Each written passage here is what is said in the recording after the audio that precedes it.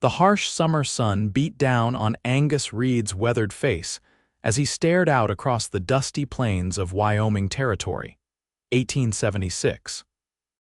His calloused hands gripped the fence post of his struggling ranch while his two young boys played in the dirt nearby, unaware of the gravity weighing on their father's shoulders. Their mother had been gone 3 years now, claimed by a winter fever that left Angus as empty as the promises of gold that had lured so many westward. "Pa, look what I found," 6-year-old Thomas called, holding up a peculiar-shaped rock. His brother Samuel, barely 4, toddled behind, struggling to keep up on his shorter legs. "That's real fine, Tommy," Angus replied mechanically, his mind elsewhere. The drought had stretched on for months now, the cattle were thin, and the pantry emptier with each passing day. A man and his pride could endure much, but his boys needed more than he seemed able to provide. The sound of an approaching wagon pulled Angus from his thoughts. Visitors were rare this far out, especially since his wife's passing had turned him into the surly, unapproachable figure the townsfolk now avoided. Shielding his eyes from the glare, he made out a woman at the reins, her honey-colored hair escaping from beneath a modest bonnet. Olivia Flynn had come west with dreams bigger than the Montana sky she'd been promised. The advertisement had been clear: a teaching position at a proper school in a growing town. What she found instead upon arrival was a community scattered by a smallpox outbreak, a burned-down schoolhouse, and no position to speak of. With her savings dwindling and no return ticket east, the 24-year-old had been forced to take whatever work she could find. Mr. Reed. She called, pulling her wagon to a stop. "I'm Olivia Flynn. Sheriff Parker mentioned you might have work for a housekeeper." Angus's brow furrowed. "Sheriff's mistaken. Don't need nobody's help." "Pa," Thomas exclaimed, running up to the wagon with curiosity blazing in his eyes. Samuel followed, hiding partially behind his brother's legs but peeking out at the stranger with undisguised interest. Olivia's gaze softened at the sight of the children. Their clothes were worn thin, faces smudged with dirt, and even from her perch on the wagon, she could see the youngest had a button missing from his shirt, replaced with string. "Are you hungry, little ones?" she asked, reaching into her bag and producing 2 small biscuits wrapped in cloth. "We ain't taking charity," Angus stated firmly, but his words fell on deaf ears as the boys eagerly accepted the offered food. "Thank you, madam," Thomas said with his mouth already full. Samuel looked up at Olivia with wide eyes after taking a careful bite. "Tastes like mama's," he whispered, and Angus felt as though he'd been kicked in the chest by one of his own horses.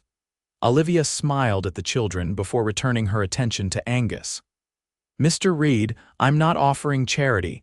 I'm offering an exchange honest work for honest pay." She gestured to the state of the ranch house behind him, its weathered boards and sagging porch speaking volumes of neglect. "Your boys need proper meals and clean clothes. I need a roof over my head until I can secure passage back east."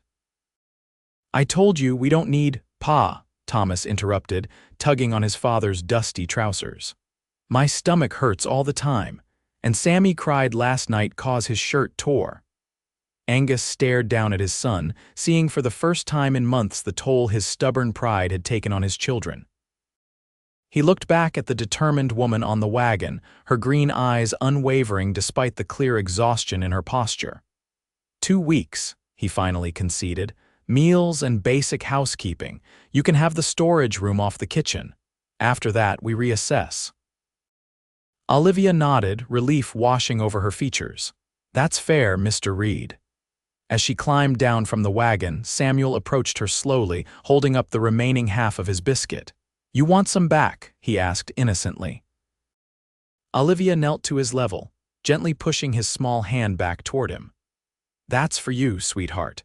Tomorrow I'll make a fresh batch, enough for everyone." Samuel beamed, and in that moment, Angus felt something stir within him, an emotion he'd thought long buried with his wife. It wasn't hope, not exactly, but perhaps its distant cousin, possibility. The first days were tense, with Angus leaving before dawn to tend the cattle and returning only when necessary. He'd grunt acknowledgments to Olivia's questions and take his meals alone on the porch, watching from a distance as she transformed his house from a grimy bachelor's quarters into something resembling a home again. By the 5th day, the windows gleamed in the sunlight, curtains that had been packed away now hung freshly laundered, and the scent of real cooking, not just beans and salt pork, wafted through the air. Most remarkable was the change in his sons. They were cleaner, certainly, but there was more. They laughed again. "Your boys are quite bright," Olivia told Angus as she served stew one evening. "Thomas has a natural talent for numbers, and Samuel has the most vivid imagination." Angus merely nodded, uncomfortable with both the praise and the way her presence made the kitchen feel warmer than the stove could account for. "They've told me about their mother," she continued carefully. "She sounds like she was a wonderful woman." Angus's spoon clattered against his bowl. "Margaret was everything," he said roughly, "and she's gone." "Yes, she is," Olivia acknowledged quietly. "But your boys are still here, Mr. Reed. They need more than food and shelter. They need someone to read them stories at night and teach them their letters. That what you're angling for?" Angus challenged, his defenses rising. "To stay on as their teacher. I told you 2 weeks." Olivia held his gaze steadily. "I'm not angling for anything, Mr. Reed. I'm simply pointing out what I see. You're doing your best for those boys, but everyone needs help sometimes." "Not me," he said flatly, rising from the table. "Been on my own since I was 14, managed just fine." "Is just fine what you want for your sons?" she asked, and the question followed him out the door like a persistent shadow. That night, passing the boys' bedroom, Angus paused at the sound of Olivia's voice. She was reading to them a story about knights and dragons that had Samuel gasping at all the right moments. Angus lingered, remembering how Margaret used to do the same, how he'd watch from the doorway as she wove worlds with her words. The next morning, Angus found himself at the kitchen table before dawn, nursing a cup of coffee when Olivia emerged from her room. "You're up early," she observed, tying an apron around her waist. "Been thinking," he admitted gruffly. "Boys do seem happier with you around." Olivia nodded, hiding a small smile as she stoked the stove. "Children need stability and attention. You provide the first, but your work demands so much of your time." "About that." Angus cleared his throat. 2 weeks isn't enough time to find another position, especially with winter coming on. If you wanted to stay through spring, I could offer fair wages." Olivia turned to face him, surprise evident in her expression. "Are you certain, Mr. Reed? Yesterday you seemed quite determined to maintain your independence." "Still am," he insisted. "But the boys, they deserve better than just fine." A genuine smile spread across Olivia's face. "Then I accept your offer, Mr. Reed." "Angus," he corrected her. "If you're staying on, might as well use my name." The weeks turned to months, and with each passing day the house felt more like a home. Olivia established routines, meals at regular hours, lessons in the afternoon, story time before bed. The boys thrived under her care, and even Angus found himself looking forward to returning to the house at day's end. One December evening, as a snowstorm howled outside, Angus entered to find the main room transformed. A small pine tree stood in the corner, decorated with paper stars the boys had cut out. Candles glowed in the windows, and the smell of gingerbread filled the air. "Surprise, Pa!" Thomas exclaimed, running to greet him. "Miss Olivia says it's Christmas soon," Samuel explained, tugging Angus toward the tree. "We made decorations." Angus looked around the room, his throat tightening unexpectedly. "It's nice," he managed. Later, after the boys were asleep, Olivia found Angus sitting alone by the fireplace, staring into the flames. "I hope you don't mind the decorations," she said softly. "The boys were so excited about Christmas." Angus shook his head. "Haven't celebrated since Margaret, didn't see the point." Olivia sat in the chair opposite him. "The first Christmas after my parents died, I couldn't bear to hang a single ornament, but my aunt told me something I've never forgotten. Joy isn't disloyal to grief. They can exist side by side. Angus looked up, meeting her gaze. Your parents? Influenza 5 years ago, she explained. I was 19, had to sell our home to pay the doctor bills. Understanding passed between them the shared experience of loss, creating a bridge neither had anticipated. Is that why you came west? He asked. Olivia nodded.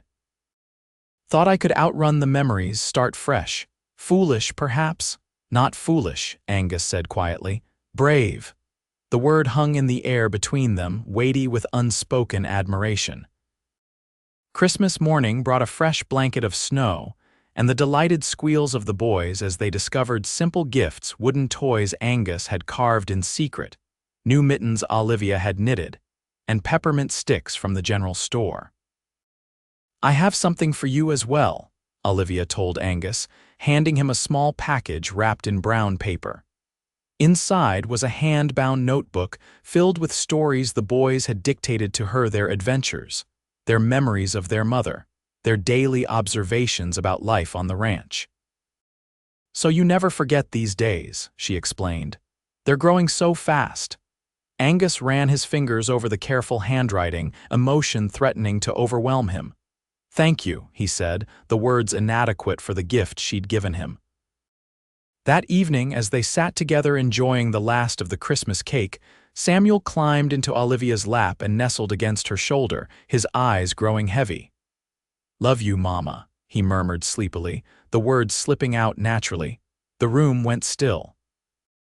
Thomas looked up with wide eyes and Olivia froze, her gaze darting to Angus, whose face had drained of color. Samuel, Angus said sharply, Miss Flynn isn't your mama. Samuel's lower lip trembled. But she takes care of us like Mama did. She makes the hurt go away. Angus stood abruptly. Bedtime? Now. Later, after tucking the boys in with tense reassurances, Angus found Olivia packing her few belongings. What are you doing? He demanded. I think it's best if I leave, she said, her voice thick with unshed tears. I never meant to replace Margaret in their hearts, Angus. I would never presume. Stop, he interrupted. You're not leaving in the middle of a winter night. But Samuel is a child who doesn't remember his mother clearly, Angus finished, running a hand through his hair in frustration. It's not your fault. Olivia stopped packing, her shoulders sagging. I care for them so deeply, Angus, perhaps too deeply. That's why I should go before they become more attached, before I do. The implication of her words hung in the air between them. Angus stepped closer, his expression softening. And if I told you it was already too late for that? He asked quietly. Olivia looked up, hope and fear warring in her eyes. What are you saying? I'm saying that house wasn't a home until you came, Angus admitted, the words difficult for a man unaccustomed to revealing his feelings. I'm saying that maybe Samuel sees something the rest of us have been too stubborn to acknowledge. Before Olivia could respond, a shout from the boys' room shattered the moment. They rushed in to find Samuel thrashing in bed, his forehead burning with fever. He's boiling up, Angus said, panic edging his voice. Olivia's teacher's training took over. We need to cool him down, fetch snow from outside wrapped in cloth and water he needs to drink. The night stretched endlessly as they fought the fever together, taking turns applying cold compresses and coaxing sips of water between the child's parched lips. Thomas watched wide-eyed from his bed until exhaustion claimed him. Near dawn, Samuel's fever finally broke. As the first light of day filtered through the curtains, Angus found himself sitting beside Olivia on the floor, their backs against the boy's bed, utterly drained. Thank you, he whispered, reaching for her hand without thinking. I wouldn't have known what to do. Olivia's fingers intertwined with his. You would have figured it out. You're a good father, Angus. Not good enough, he admitted. Been so caught up in my own grief, I nearly lost sight of what matters. Olivia rested her head against his shoulder, too exhausted to maintain proper distance. You didn't lose sight. You're still here fighting for them. We're fighting for them, he corrected her, the plural acknowledgement significant. As winter thawed into spring, something else thawed between Angus and Olivia. Small touches lingered longer, Conversations stretched into the evening hours, and laughter once so rare in the Reed household became commonplace. The change didn't go unnoticed in town. When Angus brought Olivia and the boys to the spring social, whispers followed them across the dance floor. Most were kind, expressing relief that the Reed family had found happiness again, but some cast judgment on how quickly Angus seemed to have moved on from Margaret. "People are talking," Olivia murmured as Angus led her through a waltz, his hand warm at her waist. "Let them," he replied, a newfound confidence in his voice. "They don't know what it's been like, how hard the road has been. Mrs. Hendricks said I was trying to step into shoes I had no right to fill," Olivia admitted, the barb still stinging. Angus's jaw tightened. "Margaret would have hated to think of us suffering alone because of some notion of proper grieving time. She loved those boys more than anything. She'd want them happy." "And you?" Olivia dared to ask. "What would she want for you?" Angus looked down at her, his eyes reflecting the lamplight. "The same, I reckon. To be happy again." The music swelled around them, and for a moment they were alone in the crowd, connected by something deeper than either had anticipated when Olivia's wagon first rolled up to the ranch. Spring brought new calves and fresh hope to the Reed ranch.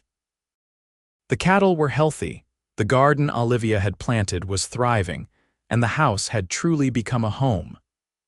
The only shadow was the knowledge that Olivia's original plan had been to stay only until she could afford passage back east. One evening, as Angus returned from checking the northern pasture, he found Olivia sitting on the porch, a letter in her hands. "News from home?" he asked, settling beside her. "From my cousin in Boston," she confirmed. "She secured me a teaching position at a ladies' academy there. Term starts in September." The words hit Angus like a physical blow. "I see," he said, struggling to keep his voice neutral. "That's a fine opportunity." Olivia nodded, not meeting his eyes. "It's what I trained for, a proper school with proper resources. When would you need to leave?" "August, to arrive in time." She folded the letter carefully. It would mean saying goodbye to the boys in summer. The thought of explaining to Thomas and Samuel that Olivia was leaving, that another maternal figure would vanish from their lives, made Angus's chest constrict painfully. "Will you take it?" he asked simply. Olivia finally looked at him, her eyes shimmering with unshed tears. "I don't know," she whispered. "6 months ago I would have said yes without hesitation, but now I can't imagine not seeing Thomas lose his first tooth, or helping Samuel learn to read, or watching them grow into the fine men I know they'll become." Her voice broke. "I can't imagine not seeing you each evening, hearing about your day, sharing meals at this table." Angus reached for her hand, his calloused fingers enveloping her smaller ones. "Then don't go," he said, the words emerging more forcefully than he'd intended. "It's not that simple," Olivia protested. "What am I to the boys, truly? Not their mother, not a relation, just a temporary fixture in their lives." "You could be more," Angus said quietly, his heart pounding so loudly he was certain she must hear it. "If you wanted to be." Olivia's breath caught. "Angus, what are you saying?" He shifted to face her fully, still holding her hand. "I'm saying I love you, Olivia Flynn. Not as a replacement for Margaret, but as yourself, stubborn, kind, brilliant you. I'm saying my sons love you. I'm saying this house isn't a home when you're not in it." Tears spilled onto Olivia's cheeks. "But your wife will always have a place in my heart," Angus finished. "Just as your parents will in yours, but Margaret taught me that love isn't something finite, it grows to encompass what we need. And the town, the gossip, means nothing compared to what we could build together." He squeezed her hand. "I'm not asking out of convenience or just for the boys. I'm asking because the thought of you leaving tears something open inside me that I thought would never heal after Margaret died." Olivia searched his face, looking for any sign of hesitation or doubt. Finding none, she leaned forward, resting her forehead against his. "I love you too," she whispered. "I've tried not to, told myself it was wrong, but Angus silenced her with a kiss, gentle at first, then deepening as she responded, her hands coming up to frame his face. When they finally broke apart, both were breathless. "Is that a yes?" he asked, a smile tugging at his lips. "Yes to staying," she clarified, suddenly shy. "As for the rest, perhaps we could discuss it further after dinner." Angus laughed, the sound rich and full in the evening air. "I can be patient," he promised. "We have time." The wedding took place in July, a simple ceremony in the meadow behind the ranch house. Thomas served as best man, proudly holding the rings, while Samuel scattered wildflower petals with more enthusiasm than accuracy. The townsfolk came, their earlier judgments softened by the obvious happiness of the family before them. Olivia wore a gown of pale blue, made by her own hand, with Margaret's locket pinned near her heart, a gift from the boys, who had saved it among their mother's treasures. "She'd want you to have it," Thomas had explained solemnly, "since you're going to be our new mama officially." Now, as Angus slipped a simple gold band onto her finger, Olivia felt the weight of that responsibility and honor. She wasn't replacing Margaret, no one could, but she was being entrusted with continuing the love Margaret had begun. "I promise," she whispered, the words meant for both the living and the departed, "to cherish this family with everything I am." As summer faded into autumn, the Reed Ranch flourished under the care of its united family. Angus expanded the house, adding a proper schoolroom where Olivia could teach not only Thomas and Samuel, but also the children from neighboring farms who trudged through all weather for a chance at education.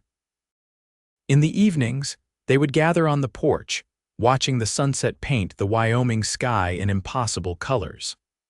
Samuel would often climb into Olivia's lap, while Thomas leaned against his father's side, all of them connected in the comfortable silence of true belonging.